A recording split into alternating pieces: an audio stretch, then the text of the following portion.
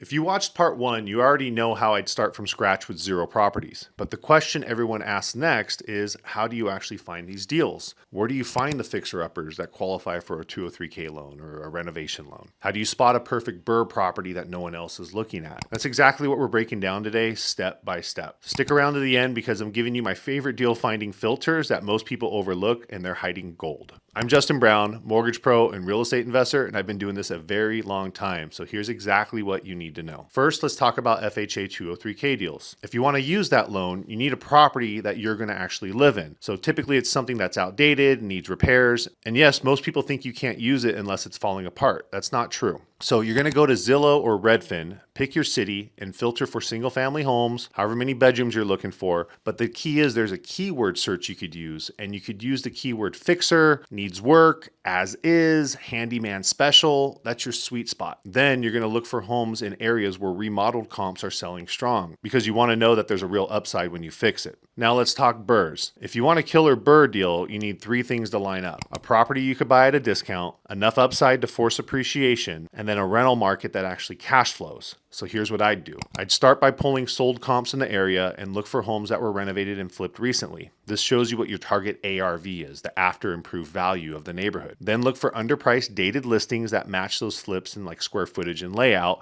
or properties that need fixing up, or using those keyword searches I showed you. And if you find something where there's a big gap between what you could buy it for and what it'll go for once it's fixed up, you found a great BRRRR candidate. But here's what most people skip: filtering for opportunity. When I'm looking for deals, I always check days on the market. If a property's been sitting, sellers are usually negotiable. Look for price drops. This signals motivation. Using those keywords, distress keywords like estate sale, fixer, vacant, or investor special. And if you want next level deals, also look for off-market opportunities. You could use PropStream or Privy to pull absentee owner lists, pre-foreclosures, inherited properties. There are deals most people never see on Zillow. And if you're really stuck, you could do what's called driving for dollars. Basically, go just drive around neighborhoods, find rundown homes, and contact the homeowners directly to see if they'd be willing to sell. And if you're thinking to yourself, well, there's going to be other investors and flippers trying to buy these properties. So if you want to actually land a 203K or BRRRR deal, here's your roadmap. Use the filters to find the properties with value add opportunities and potential. Always verify comps and the ARV before anything else. Check the market rents in the area before you just assume it'll cash flow. And don't be afraid to go after the ugly ones. That's where the money is. If you want me to do a full video on how I calculate the rehab costs, run a full BRRRR analysis, or show real case studies, then drop a comment below and tell me what you want to see next. And make sure to hit that like and subscribe button so you don't miss part 3. And let's keep building this thing step by step.